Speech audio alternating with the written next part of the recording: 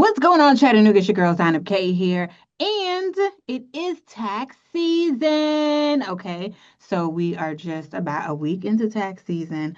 And we need you to know a few things. And what better way to help you prepare than to talk to an accountant and licensed tax preparer right here with me? I got my good sis, Mrs. Catherine Embarga Hossein. All right. And as I mentioned, she is an accountant and licensed tax preparer. So you will get some official information with her. How are you doing today? Oh, I am blessed and highly favored, Zina K. Thank you so much. Yeah, welcome. Okay, so she's written a book, all right, and like I mentioned, it's tax season, so she's full swing into business. So she's written a book based off of Donald Trump's big beautiful bill, okay? But a lot of people don't know, especially myself, that this impacts our finances, our taxes, and so forth. So she's going to be touching on how that's intertwined with how you will be filing your taxes this year and how it's going to impact you. So we're going to begin with jumping right in with all of this. So for the people just hearing about President Trump's bill, like I mentioned, the One Big Beautiful Bill Act, what's the biggest takeaway for taxpayers heading into this tax season? The biggest takeaway is just understanding the changes and how it affects you, especially when it comes to middle class income family, the hard working men and women that, have the high interest rates on houses. Is very important to know how this can benefit you. Let's not forget our senior citizens is very important. Knowing what and how you can apply the informations on the bill really makes a big difference. Okay. Now, speaking of differences, we're going to get into some of those changes that you just mentioned, especially for the senior folks. Um, but speaking of the differences, what are you noticing so far, or from what you've read from the bill? How will filing be different this year from previous years? Oh, I think taxes this year is way better from the previous year because a lot of people are going to have a high refund. Mhm. You got to expect a higher refund due to a lot of changes. Like when we talk about the child tax credit being increased to $2,200, you have the no taxes on overtime, which is it's a no-brainer, and on tips. And let's not forget, for individuals, that is up to $12,500. For marriage filing couples, it's up to $31,000. So that is really boosting a lot of refunds this year. I like to hear that because, listen, I need all the coins I can get. Okay, I love to save money. So speaking of that, you've written this book. Okay, it's called "One Big Beautiful Tax Update: What Taxpayers Need to Know." Okay, tell me more about it, and yeah, what we need to know. Yeah, so I just like to state that this book was really just for tax guidance and really just giving taxpayer the understanding. And this book is not only just for taxpayer, tax providers as well.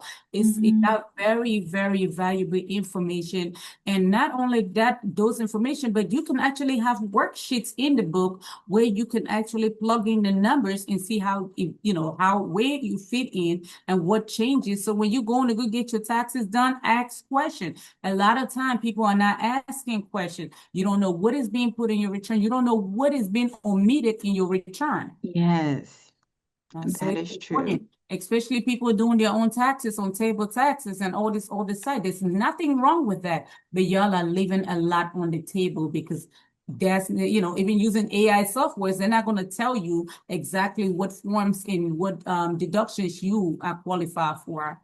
And that's true. That's true. That's when the book comes in with that worksheet to help you out. See, you guys, she got a guide for us now. Yeah. So, without giving too much away, without giving too much away, before someone even sits down with a tax preparer this year, what documents or information should they have ready regarding these new changes? So one of the most things I've been noticed, because especially this tax season, is on W-2. Overtime is not being put on line 14. Make sure you go through your W-2 and on line 14. If you know for sure you did just some overtime and it's not on there, get that last pay stubs along with your W-2 to go file your taxes. Make sure if you're a homeowner, get your 1098. That is a mortgage statement. A lot of students are leaving out their 1098 T. That is also a good deduction and a refund up to $2,500 that's being left on the table because again, people don't understand. So ask questions and also things that pertain to you. Discuss, talk about it. Hey, I did this and the third. My 1099 employees. You got to make sure you have a lot of write-off, your mileage, your gas. I mean, it's just so much before forth. Ask question to have all your receipts, bank statement. It's important to have accurate documentations. Yes, I love that. I'm definitely heavy on that one for students because you're definitely you need money, you're struggling, and the school might not tell you like, hey, you could use this to start learning about taxes and even filing your own taxes, and then you're like down missing out on money that is clearly available to you. That's so true. That is important. And one of the things I like to mention, which is also in the book in chapter 6, is the sword deduction. For a lot of people Yes. that don't know what that means, that is your state and local taxes, which means it has an increase. Last year it was about 10,000, which means if you pay your mortgage interest even more than 13,000, you wasn't getting all of that credit. Now SOAR is up to 40,000, which is really good for a lot of homeowners, a lot of people that gives out, giving statement that you are big on giving in church. You want to give back, Hmm. to God. So thank be to God on that. So absolutely, you want to get all those information. It's important. Yes, yes, yes. Now, your book also highlights increases to the standard deduction in child tax credit. Who benefits most from these changes, and are there any families who might be surprised at how they're impacted by this? So I would say when it comes to the child tax credit and the standard deduction, middle class family, small business owners are benefiting a lot on that area, honestly, because as a middle class family and your income is under most of middle class family makes under 100,000, which with the standard deduction for marriage filings jointly is 31,500. That's already shifting the income down to the low, bringing the income down to a lower threshold, which they will ended up qualifying for the EIN credit, the child tax credit, the additional child tax credit. So I would say middle class family are benefiting a lot from these new Mm. updates. And then, along with the child tax credit, there's also a senior deduction Oh that yes, you oh yes, my mentioned. senior, it's about time. $6,000 credit for a single senior. If they're marriage filing jointly, again, everything still goes on threshold. They will be qualified for $12,000. So it's good because you shouldn't work so hard and you're paying Social Security and still being taxed on that. Mm-hmm. That is a big change for a lot of my seniors. Still being taxed and still being broke. Yes, that's for And sure. then going down, so we've touched on a couple of chapters and we'll continue to do more. We're not going to give you everything because that's where you come in and you purchase the book. So moving on to chapter 9, going more into depth about Trump's accounts. From what you can explain, your chapter on Trump's accounts introduced a new long-term saving option for children born after 2025. How does this work?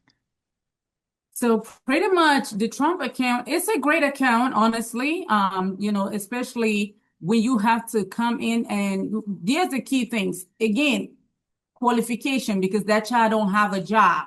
That is a baby with no job. The parents have to still get qualified, right? And let Mm-hmm. me make this clear. People keep thinking that the tax preparer or tax provider have to open that account. You have to open that account through a bank.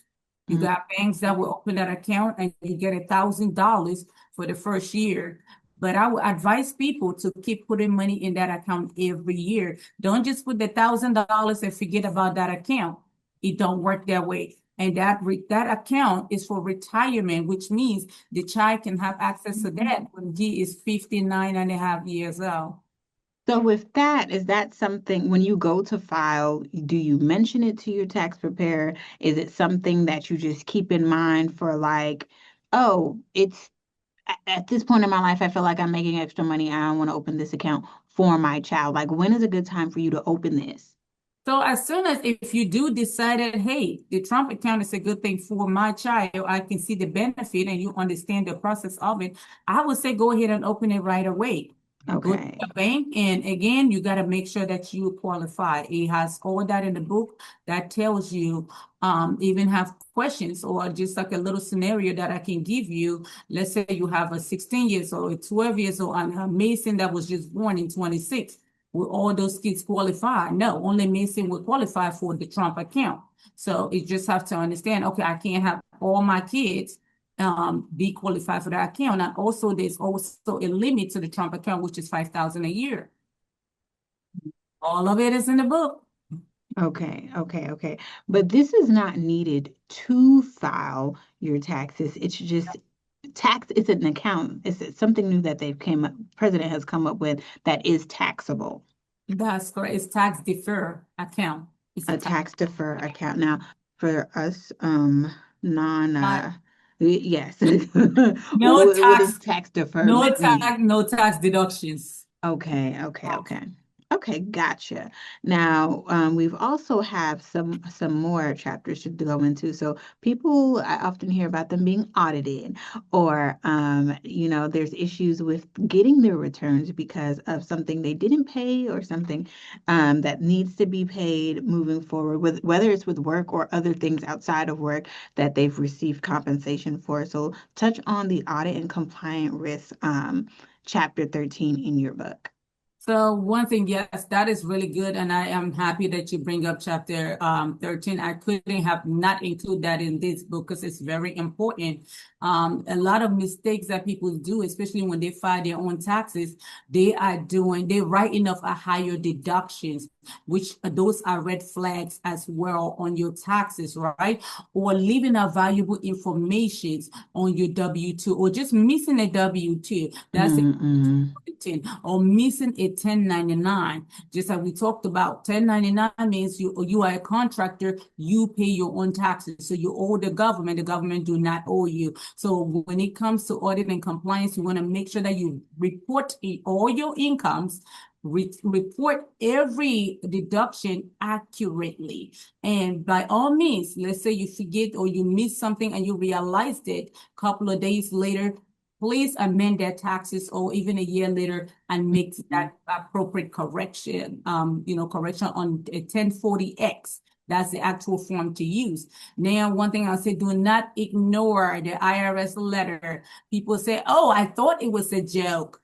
Oh, I thought, no, please Yes. respond to the letters and give them everything that they're asking for because they will tell you exactly on what area is missing or what they are looking for. Respond and reply on a timely manner because they give accurate time for us, for individuals Hmm. onto that is very important. Now, you've been doing this about 9 years, you Oh, say? yes. Yes. So Yes. without exposing anybody, what are the craziest audit and compliance experiences that you've had with a client? Or what is one memorable audit and compliance issue that you remember having with a client that you had to help them fix? Oh, a client that was in debt for owing the IRS 130,000. It is Mm. crazy. And let me say this, this was not just from a 1 year tax return. This went back about 10 years, which again, she kept ignoring the letter because she thought it was a joke and not responding to that letter. The IRS is when you owe the IRS, that is on compound interest. You are accumulating interest every day. So with you not responding and taking care of that, that 120,000 is not just going to be 120,000 by the time you come Yes. around. So I did get on the phone and, talk on her behalf, make sure my client signs a power of attorney so I can get in depth to understand what the issue was and how we can rectify the situation. And of course, Mhm. we was able to get to a better number, believe it or not 130,000, Yeah. but we was able to bring it down to about 50, 60,000 which it Oh was yeah. very, very much, very happy. And that's how, That's a win. that was a great situation. I think it was, I can imagine just for her not able to sleep at night, knowing you owe the government that. A lot of money right And there. they had a lien, actually, that was just posted for her house and garnishment for her job. It was Mhm. crazy. But I thank God that we was able to I was able to step in and stop, Yes. lien and garnishment. I thank God for that. Now, you definitely made it a point to say that people need to respond to the letters from the IRS when they get them regarding these audits and compliances. But, with the scams going on, especially during tax time, how do you know what's a real IRS communication or a real document from the IRS asking you to confirm anything regarding an audit or just simply your tax return versus someone trying to steal your information and your money? Oh, that is a great question. One thing I must say, the IRS do not call anybody on the phone because that's the number one scam. Oh, the IRS just called me and said, I Mm-hmm. owe this much. No, the IRS will never call you. The IRS will never send you an email or send you a text message. The IRS will send you a mail, and that mail you will have a time frame to respond to that mail. And you would see on the compliance, it will have the compliance control number, which is Mm-hmm. very Mm-hmm. important to Mm-hmm. notice. You have the control number and you have the date, so you have the necessary breakdown to know that that is the IRS. If there's no control number, there's no tax year in which they're referring to, then that is not the IRS. Okay, okay, okay. Got it. You guys take notes because we ain't trying to get scammed out here at all. I just had to ask because people are always getting those calls, especially seniors, and it's such a sad thing when, them not knowing, but it's definitely a scary thing to get a call from someone saying it's the IRS, even if it is the IRS that you owe, right? So Right. it's just it's sad when it happens, but listen, as Miss Catherine says, definitely take note that they will not be calling you. Okay. Not at all. Not at all. Okay. And also, take yourself to your local office. The Internal Revenue have offices in every state, in counties. Take yourself to the nearest IRS office and just verify. It never hurts to get Yes, a verification. I like that. So Yes. before anything, be like, let me call you back. Yeah. Oh, don't call the whole world. Don't call your friends and family. Oh my gosh, I just got this call. I owed. I just got to pay. Can y'all loan me some money? Oh no, Yeah. absolutely not. Not. So Make sure it's coming from the IRS. Again, you can yeah. call the IRS. They have a 1-800 number. They open 7 to 7 p.m. or go down to the local office and get the answer that you need. Now speaking on states, like so these federal changes versus state changes, sometimes they don't always translate, and you make this clear and touch on it in chapter 14 of your book. So what's one common mistake taxpayers make when assuming state taxes will follow federal rules or vice versa? Maybe federal rules are just clashing with what the state is saying. So, no, that is a good question. It is, especially, let's say, a lot of time, especially what people don't know, especially even providers, is that the states, most states do follow the federal guidelines and regulations. Just like we touched on the sort, is as local, your state and local taxes deductions, right? Which is still a reflection from a 1040 from a Schedule A that reflects to a state Schedule A. So even though it's a reflection that is going to reflect, you still carefully want to go on your state and make sure that you are not leaving deductions on the table. Like New York City, you got state like New York City, you got the District of Columbia, which definitely have rental credits. So you have to make sure as a provider or an individual that is filing online, know your state laws and regulations and their threshold is very important because just because it reflects on your federal 1040, it don't mean that the state will necessarily accept that. Now that you mention that, it makes me think of like, should you is this information that your tax preparer should definitely know, or wow, like, how would you know that it's everything is compliant with the state laws, federal laws, like your taxes are following all of that? Is all this information something your tax preparer should know? And if you feel like they don't know it, what should you do? So that is really, I mean, when I got into the industry, I thought, oh, before I got into the industry, I thought that my tax provider or my tax preparer should know all these things. And I come to find out that one of the common mistakes is that a lot of them don't even know. So They are like, relying on the 1040 to transfer. It's a okay, big so, problem because gotta remember, let's talk about a small business owner, right? You own mm, businesses in multiple states. A lot of these people would not know that even though it's a multi-state business, you still have to let the state, the apparent state knows that there are multiple state attached to this return. And most tax providers don't know that as well because they're not asking for the proper documentation. mm, As a provider, when you tell me you want a business, I don't want to just hear about your business. I want to see your EIN letter from the IRS. I want to see your article of organization because I want to understand the originations of this business. I want to understand what you do so I can better help you. yes, And just like people that lived in one state and then in the middle of the year move to another state, your tax preparer will not know that information. Also, it's your place to tell them mm, what changes have happened. But with me, I take the initiative because I am about giving my clients the right, deductions that they deserve. So I make sure I know everything it is I need to know. What are the changes that took place in your life last year? Let's talk about your income. Let's talk yes. about your address. Did you move? Did you purchase a new home? It is my job as a preparer to understand and know my clients so I can help them better. So basically, if you don't have an open line of communication and you're not providing transparency as well as your tax preparer is not providing transparency, you need to get them up out of there and find you somebody else instead of doing what you're doing. Because just now that I think of it, it's like I've been a person who's moved in the middle of the year and probably left that out of a conversation with my tax preparer, or something has happened that I probably think won't even affect my taxes, whether it's going to bring me more money or cause me to pay. And I'm not mentioning that, but it's costing me. Oh, I'm sorry to hear that. Now, listen, you got me right here. Okay, we're gonna take care of you and make sure moving forward you never have to face any situations.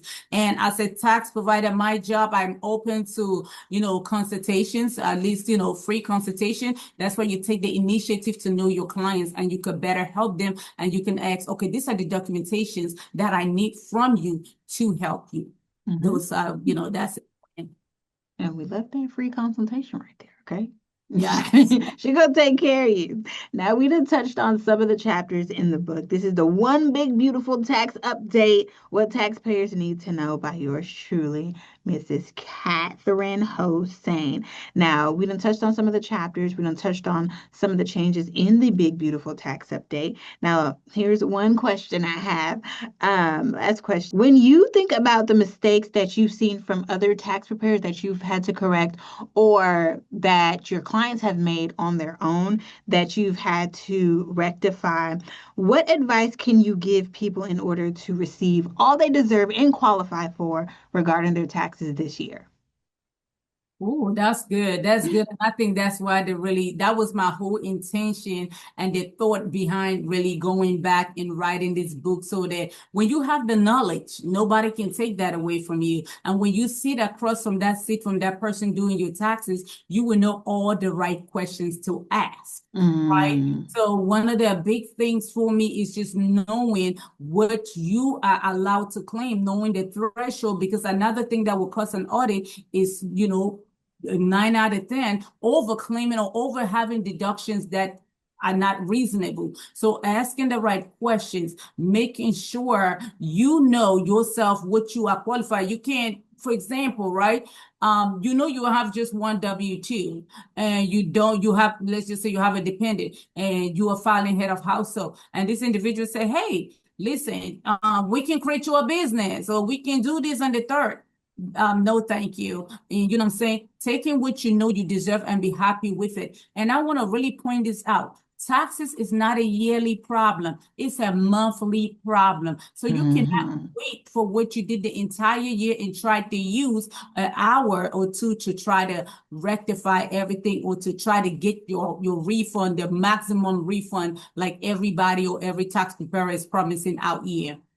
Taxes is a Okay. monthly thing. Go over your taxes monthly, making sure you're paying your taxes accurately, and making sure where can I invest some of this money that will help me on taxes. And then how does one go about finding a good, trusted tax preparer? Oh, communication, asking the right questions. Let me tell you, if I'm talking to a preparer and I'm asking you a question and you cannot answer, you're not for me. Like, Hey, what's one, I what are a few questions, like one or two questions that you would ask that's like, okay, you know what? They answered this, they're for me, or they didn't answer this, they're not for me. That's a good question. So one of the questions that I want my tax provider to ask, especially if I'm coming to you as a new person, one of the things, hey, I would like to see your last year tax return, right? It is important for me to see your last year tax return because I want to make sure there was no deductions that was omitted. I want to make sure that it was no error that can come back to you and upset or kind of interfere with your 2025 taxes. That's my first question to my clients. Next, I would Okay. like to know my client status. As far as are you single? Are you married? I want to know because it's important to know that you still have clients out here that they are married, but they still file head of household. I've And seen that that. is deceiving the government. And I will not be a part of that. I stand to take an oath to make sure as a tax provider, I'm doing my due diligence. Okay. Okay. We love that. So you guys definitely take those notes, write them down. Be on the hunt for your tax preparer if you have not found one already. And if you're needing more information on how to prepare this tax season, or you're just unsure about how to go about filing your taxes, Mrs. Hossein, where can the people find you at?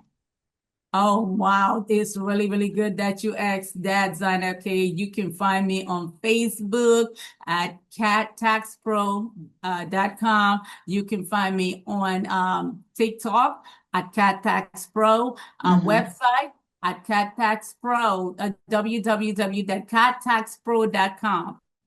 Okay. So we have Facebook Cat Tax Pro, Yes, and then we have the website cattaxpro.com. that's And then correct. you also on TikTok. Yes, I am, Damn. girl. Yes, She you on know it. TikTok. Cattax She's getting y'all at all the angles. And then on TikTok again, we're where? at cattaxpro. All right, you guys. And an email if you don't mind. Yes, email Okay. is tax@cattaxpro.com. Okay. Okay. We'll have all this information up on our website, you guys. You know how we roll around here. We'll have all this information on our website, you guys. You know how we roll to get you ready for this tax season. Okay. Thank you so much, Mrs. Hossein, for joining me and getting the people up to date on how to have a fruitful and wonderful tax season. Thank you. Thank you, Zina K, for having me. I appreciate you. I thank y'all and the registration for all the work that y'all continue to do. Oh, thank you. All right. Well, I'll get up with you You're welcome. later. Chattanooga, you already know what's going on. It's your girl, Donna Kate here. And I'm with Brewer Media Group. Have a wonderful day.